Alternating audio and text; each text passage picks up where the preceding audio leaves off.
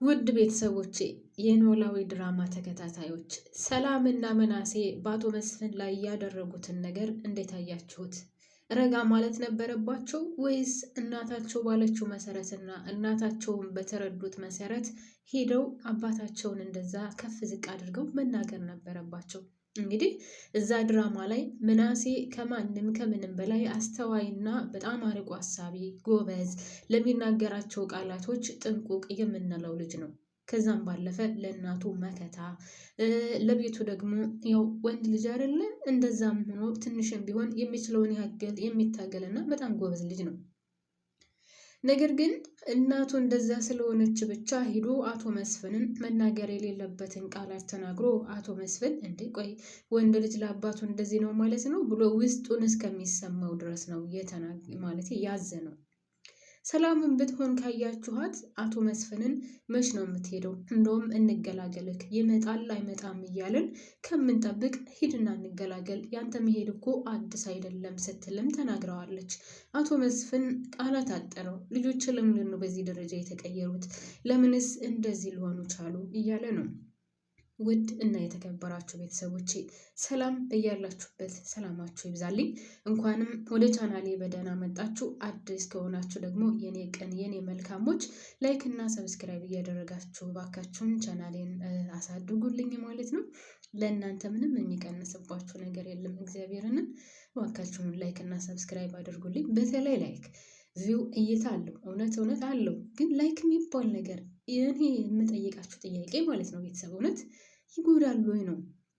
ቪዲዮውን ከከፈታችሁት ላይኳን ጫን ማለቱ ምን ያክል ለእናንተን ክብር ይቀንሰዋል? እስኪ በፈጣሪ እና ባካችሁን ላይክ አድርጉልኝ፣ አበረታቱኝ።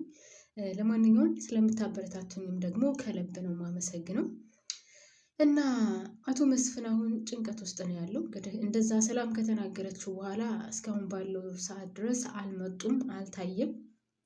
ግን ውስጡ በጣም ተረብሿል። ሰላም የተናገረችው ንግግር በተለይ እንደገናም ደግሞ ከምናሴ ያልጠበቀውና ምናሴ ይህንን ነገር ይናገራል ብሎ ያላሰበውን ንግግር ነው የተናገረው። ያው እንደነገርኳቸው ምናሴ ከቤቱ በጣም ጎበዝና አርቆ አሳቢ የሚያመዛዝን ተብሎ የሚታይ ልጅ ነበር። ነገር ግን በዘፈቀደ ነው ሄዶ አባቱን እንደዛ እየተናገረው። ሲቀጥል ሰላም እንኳን ወይ ሁላችንም የምናውቀው ነው፣ ፊት ለፊት ነው ሁሉንም ነገር የምትናገረው። ለምትናገራቸው ቃላቶች እንኳን አትመርጥም። ምናልባትም እኔ የምናገረው ቃል ያንን ሰው ያስቀይመዋል ወይም አያስቀይመውም የሚለውን ነገር አታስብበትም ሰላም ስትናገር እና በሰላም ያን ያክል አያልደነቀኝም ማለት ነው። ሲቀጥል ወይዘሮ ሜላትስ ለምንድን ነው በዚህ ደረጃ ለትዳሯ እንደዚህ እየሆነች አለችው? አቶ መስፍን ማለት በነገራችን ላይ ቤተሰብ በጣም መልካም አርቆ አሳቢ፣ ለቤተሰቡ ዝቅ ብሎ የሚኖር ልጆቹን የሚያከብር ሚስቱንም የሚያከብር ነው። ካያችሁ ድራማውን ያው የባለፈው ጥፋት ስህተቱ እንዳለ ሆኖ እስካሁን ድረስ ባለችው ሰዓት ወይዘሮ ሜላት የበላይነቷን ነው የምታሳየው። ላይክ እንደ ወንድ ልጅ እንደ ቤቷ አባወራ ሆኖ እንኳን አይኖርም ከቤት ውስጥ። እሷ ባለችው፣ እሷ በመራችው፣ እሷ በተናገረችው መንገድ ወይም እሷ በቀደደችለት ቦይ ነው የሚሄደው አቶ መስፍንና እኔ አቶ መስፍንን የበፊቱ ጥፋቱ እንዳለ ሆኖ አሁን ግን በጣም ነው እያሳዘነኝ ያለው ማለት ነው። ሲቀጥል እዚህ ላይ የታዘብኩት ጆሮን ነው። ጆሮ እንግዲህ ካስታወሳችሁ ከዛችኛዋ ፍቅረኛው ጋር ወይም ከጎዳና ላይ ያሉ ተዋወቃት ከዛች ጋር ተቀራርበዋል። ስለዚህ ያቺ ደግሞ ምን ብለዋለች? አንተን እንደዚህ የምታስቃይ ከሆነ ሀናን እጎዳታለሁ፣ ሀናን የሆነ ነገር አድርጋታለሁ እያለችው ነበር እና እሱ እንደውም አያገባሽም ምናምን ብሎ ተቆጥቷታል። እኔ አሁን ተምቹ ቢያደርግ ምን እንደማደርግ ታውቃላችሁ ቤተሰብ? ልጅቷን ይዞ መጥቶ ሀና እንድትቀና ቢያደርጋትና ሀና እነሱን ሁለቱን አንድ ላይ ብታያቸው፣ በተለይ ደግሞ ያችኛዋ ያው አሴርን በጣም ስለምትወደውና ስለምታፈቅረው ከሀና ፊት ላይ እንደ መሳሳም መተቃቀፍ ምናምን እንደዚህ አይነት እንቅስቃሴዎችን እንድታደርግ ቢያደርጋት አሴር ሀና ወደ አሴር የመመለሱ ቻንስ ይኖራት ነበር። ነገር ግን አሴር እኔ አሁን በጣም እያናደደኝ ነው። በቃ ዝም ብሎ እየሄደ ያለ ታውቃላችሁ፣ ወዴት መሄድ እንዳለባችሁ የማታውቁ ነገር ግን እየሄዳችሁ ያላችሁ ላይክ እንደዛ ነው አሴር ማለት። አሁን ሀናን ይፈልጋታል። ሀናን ለራሱ ማድረግ ይፈልጋል። ግን እንዴት ሀናን ለራሱ ማድረግ እንዳለበት ወይም በየትኛው መንገድ ሄዶ ሀናን ለራሱ ማድረግ እንዳለበት እያወቀ አይደለም። እንዲሁም ተምቹን ካያችሁት ተምቹ በጣም ጎበዝ ነው በነገራችን ላይ እውነት።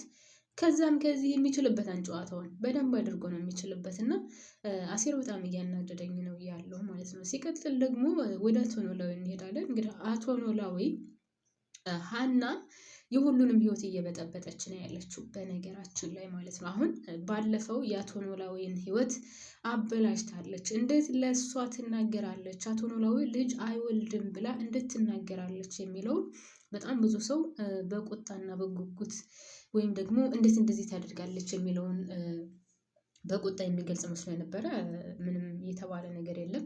ነገር ግን ሀና አሁንም ቢሆን የአቶ ኖላዊን ህይወት እያበላሸች ነው ያለችው። የአቶ ኖላዊን ህይወት ብቻ ሳይሆን ቤተሰብ የአሴርን፣ የእዝራን እንደገና ደግሞ የኤልያስን ህይወት እያበላሸች ነው ያለችው።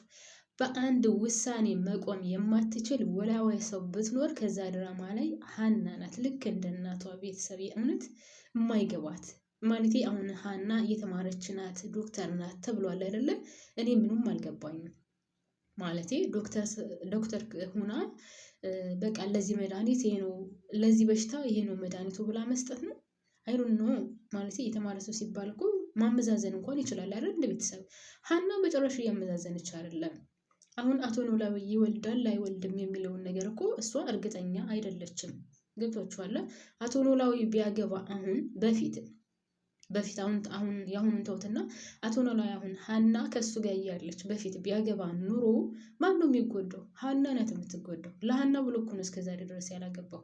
ያው ደግሞ ሴት ለሴት አንድ ላይ ሲሆን ታውቃላችሁ። አሁን ለምሳሌ አቶ ኖላዊ በሰዓቱ አገብቶ ሀና ከነሱ ጋር እያለች አብራ እያለች አቶ ኖላዊ አግብቶ ቢሆን ኑሮ ተጎጂዋ ማናት? ሀና ናት የምትሆነው። አስባችሁታን? እንግዲህ ሀና የእሱ ልጅ አይደለችም። ሲቀጥል ያው የእንጀራ እናት መቼውንም ቢሆን ጥሩ ሆና አታውቅም።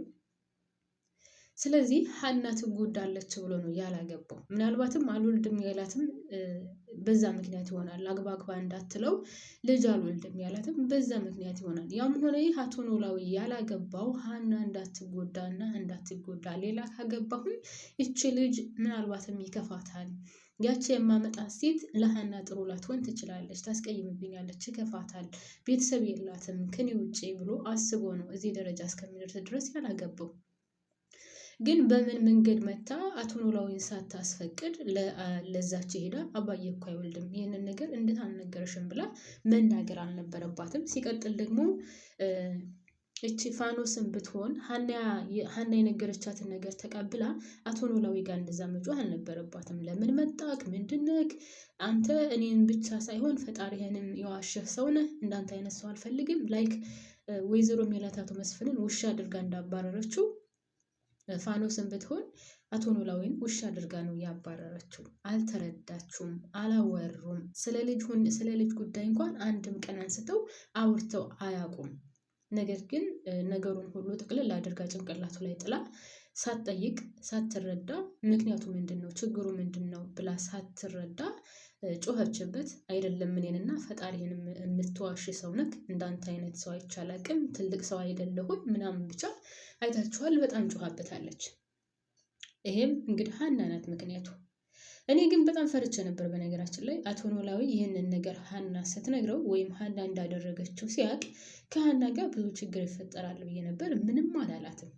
እንደውም እውነትሽን ነው ማወቁ መልካም ነው ያላት። እሷም በሚገባው መልኩ በደንብ አድርጋ አስረድተዋለች። በነገራችን ላይ አንተ የማትወልድ ከሆነ አንተነትህን ተቀብላ መውለድና ለመውለድህን ብቻ ሳይሆን አንተነትህን ተቀብላ መኖር አለባት። ነገር ግን ልጅ ብቻ እንድትወልድላት ከሆነ ይሄ ሌላ ጉዳይ ነው ያለችው። ብቻ በዚህ ተስማምተዋል።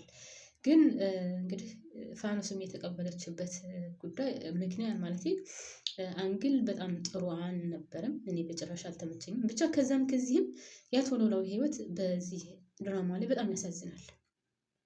አንዳንድ ጊዜ ታውቃላችሁ ከጅምሩ ሁሉ ነገር ካልተስተካከለላችሁ መጨረሻችሁን በጣም ነው የሚደብረው። እንግዲህ አሁን አቶ ኖላዊ መጀመሪያ ገባ አልተሳካለትም።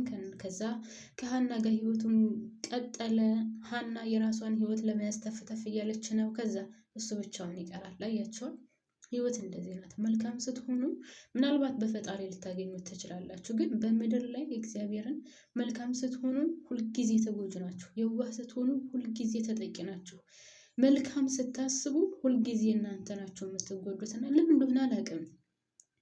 እንደው በሶሻል ሚዲያ እንኳን ካያችሁት ቤተሰብ ላይክ መልካም የሚያደርግ ቀና ሰው፣ ለሰው ደስታ የሚሮጥ፣ ለሰው ሳቅ የሚሮጥ፣ ለሰው ምቾት የሚሮጥ፣ መልካም ሀሳቢ፣ ቅን ሀሳቢ፣ ደፋ ቀና እያለ ሀቁን ብቻ ይዞ የሚራመድ ሰው አያልፍለትም፣ ጌታን አያልፍለትም። በቃ ሀቁን ብቻ ይዞ የሚራመድ ሰው፣ የሰውን የማይፈልግ የራሱን ብቻ ይዞ የሚኖር ሰው አያልፍለትም። እንድቀበር ነው የሚደረገው፣ ከፍ አይልም። እና አንዳንድ ጊዜ ሳስበው ቆይ ግን ፈጣሪ ለመልካሞች አይሆንም እንደላ ያለው በእውነት ቤተሰብ። እና እዚህ ድራማ ላይ መሆናት ኖላዊን ካያችሁት በጣም ነው የሚያሳዝነኝ። አሴርም ቢሆን ፊቱን አዙሮበታል፣ ተምቹም እንደዛው፣ ሀናንም እንደምታዩት ነው። እና ህይወት ከባድ ናት። ለማንኛውም ቤተሰቦቼ እኔ እዚህ ላይ ያበቃለሁ። ላይክ እና ሰብስክራይብ እያደረጋችሁልኝ እስካሁን አብራችሁን ስለቆያችሁ አመሰግናለሁ። ባባይ ማሮቼ